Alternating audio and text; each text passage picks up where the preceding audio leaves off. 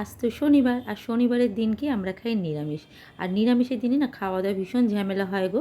সকালবেলা করেছিলাম ভাত, আর রাতে ভাবলাম ভাত না করে করি একটুখানি গোবিন্দভোগ চালের পোলাও।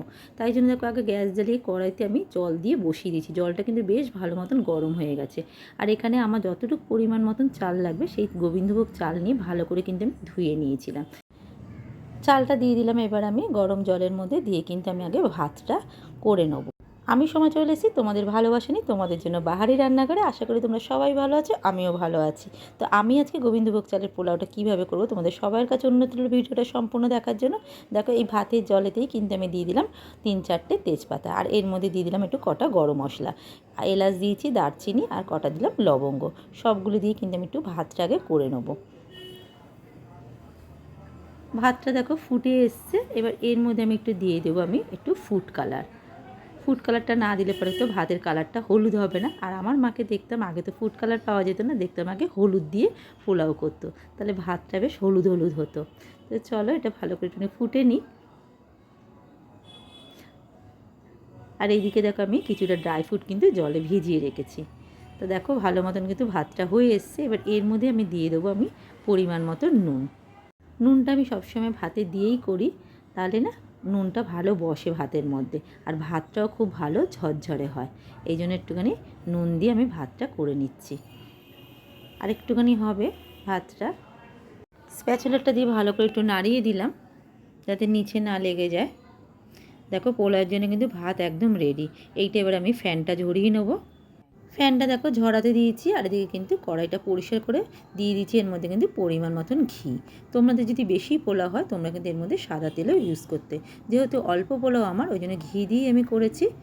আমি খুব বেশি পোলাও করতে পারি না, আমি পোলাওটা অল্প করতে পারি, কিন্তু রাইসটা আমি অনেকটাই রান্না করতে পারি। তো চলো এখানে ঘিটা দেখো গরম হয়ে এসছে, এর মধ্যেই দিয়ে দিলাম আমি কিছুটা আদা থেতো করে, আর দিলাম কিছুটা কাঁচা লঙ্কা কুচি। পোলাওতে আদা কুচানো আর একটুখানি কাঁচা লঙ্কা কুচি দিয়ে করলে পরে পোলাওর স্বাদটা কিন্তু আরও দ্বিগুণ বেড়ে যায়।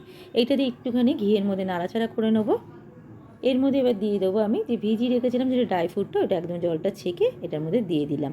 ড্রাই ফ্রুটের মধ্যে আমি দিয়েছি কাজু বাদাম আর কিশমিশ, তোমরা চাইলে কিন্তু এটার মধ্যে আমন্ড বাদামও দিতে পারো। খুব বেশি কিন্তু ভাজবো না, তাহলে পুড়ে যেতে পারে। এবার এর মধ্যেই দিয়ে দিলাম আমি পরিমাণ মতন চিনি।